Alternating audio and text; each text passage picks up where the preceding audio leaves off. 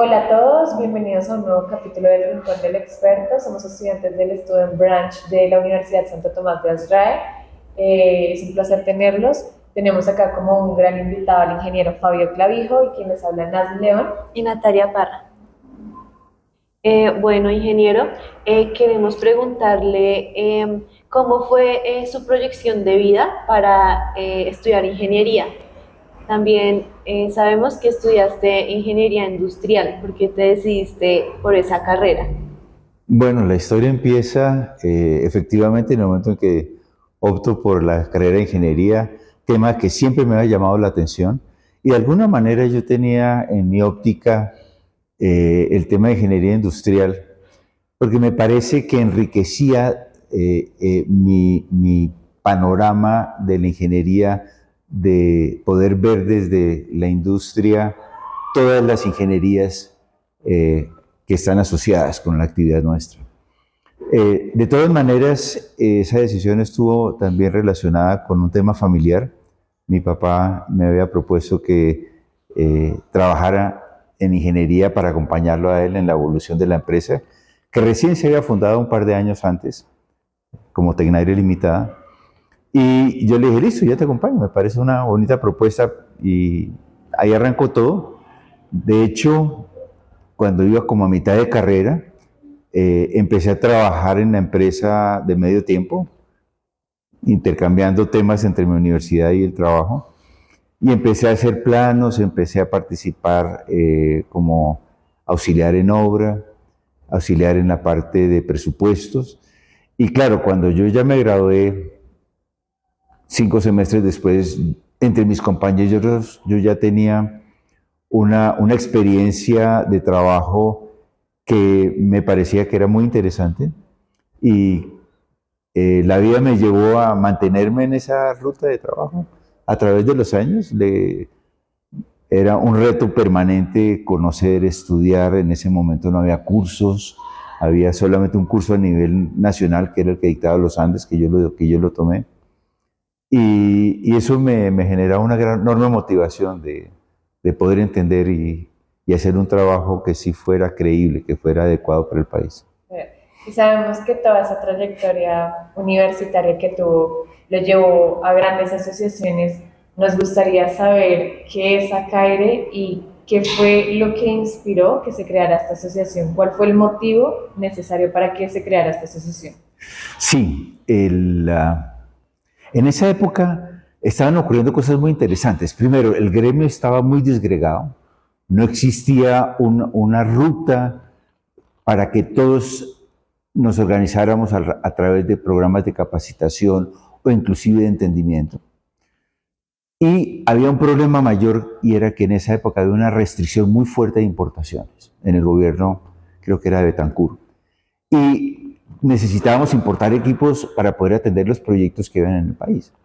Entonces decidimos, a través de esta asociación que apenas crecía, lo primero que se hizo fue, vamos a crear una comisión de comercio exterior, en la cual yo participé, siendo el más joven de lejos de todos los que estaban ahí. Pero fue una experiencia porque empezamos a hablar con el gobierno, ya como asociación, a decir, nosotros queremos estudiar con ustedes cómo podemos traer al país equipos, componentes y sistemas para atender los requerimientos del país. Yo creo que era como la gran necesidad que teníamos, además de la oportunidad de crear una línea donde todos empezáramos a compartir conocimientos y a crecer en términos de ingeniería para desarrollar proyectos que evidentemente han ido expandiéndose a través de todos estos años. Sí, sí, señor. Y algo que nos parece muy interesante sobre Acaire es que ayudó a fundar, a crear el capítulo ASHRAE de Colombia. Sí, ha sido una experiencia muy interesante porque inicialmente Acaire se crea en el año 1980 y tuve la oportunidad de ser el gestor en la creación de Acaire, siendo muy joven, queriendo hacer muchas cosas, y se empieza poco a poco a expandir la idea de de que ACAIRE es la entidad que reúne a todos los ingenieros técnicos y referentes del sector de aire acondicionado y refrigeración. Fue una apuesta muy interesante, pero evidentemente yo también era desde antes miembro ASHRAE. Yo fui miembro ASHRAE desde el año 83. Entonces, en ese camino empezamos a ver que hay dos mundos, el mundo de ACAIRE y un mundo internacional, global de ASHRAE, y empezar a entenderlo tomó unos años, evidentemente. Y lo que sí es cierto es que ASHRAE reúne todo el conocimiento, es la entidad que más investiga a nivel mundial en el tema, que más desarrolla conectividad a través de todos los capítulos del mundo. Y me parecía a mí que era una apuesta muy interesante poder tener un capítulo ASHRAE en Colombia que trabajara de manera mancomunada con ACAIRE. Entonces, toda esa experiencia la logro cristalizar cuando ya estoy terminando mi periodo como presidente de ACAIRE en el año 79. Habíamos hecho unos trabajos muy interesantes a nivel internacional. Hicimos una misión tecnológica China-Corea en esa época. Y cuando termino mi periodo como presidente, yo ya tengo claro que el siguiente paso debe ser crear el capítulo ASHRAE. Empezamos a identificar quiénes son los miembros ASHRAE en Colombia. Inicialmente teníamos muy poquitos miembros, entonces logramos armar y estructurar la sección Colombia en el año 79-80. No, mentiras, eso fue en el año 2011. Y luego empezamos a recibir más miembros que se inscriben en ASHRAE a nivel internacional, y cuando ya tenemos un grupo en ese momento eran como 35 miembros ASHRAE en Colombia, logro reunir firmas de todos los miembros para crear el capítulo ASHRAE Colombia en el año 2010, y fue una experiencia maravillosa porque entendimos que teníamos oportunidades de traer mucho conocimiento, también tener muchas actividades con estudiantes, y fue una experiencia que ha ido creciendo, y me sorprende ver que al cabo de estos años Colombia se ha realmente empalmado y hemos traído conferencistas internacionales todos estos años a Colombia de diferentes partes del mundo. Hemos traído de Asia, de Europa, de Estados Unidos, y toda esa incorporación de conocimiento hoy en día está en la base del mundo de la ingeniería en Colombia, y deseosos de que ustedes, jóvenes, empiecen también a enriquecer su vida con esas oportunidades. Y entre toda esta relación que hay con ASHRAE y ACAIRE, de pronto, ¿cuál es la mayor diferencia entre ASHRAE y ACAIRE? Ok. Como yo la veo, y lo que nos ha demostrado la experiencia, es que ACAIRE hace una gran labor a nivel gremial. Y tener la oportunidad de enlazar a importadores, a productores, a contratistas, a técnicos, toda esa integración es una base muy importante. Hoy en día en ACAIRE pueden existir 250 miembros, entre miembros de personas naturales y miembros industriales. Tiene la gran virtud de que reúne a todo el país. ASHRAE lo que tiene es conocimiento. Y además de eso, ASHRAE tiene una experiencia internacional muy importante en integración de actividades con estudiantes. Entonces me parece que es un trabajo complementario ideal, porque podemos, y desde el principio cuando se creó ASHRAE Colombia, se acordó que todas las actividades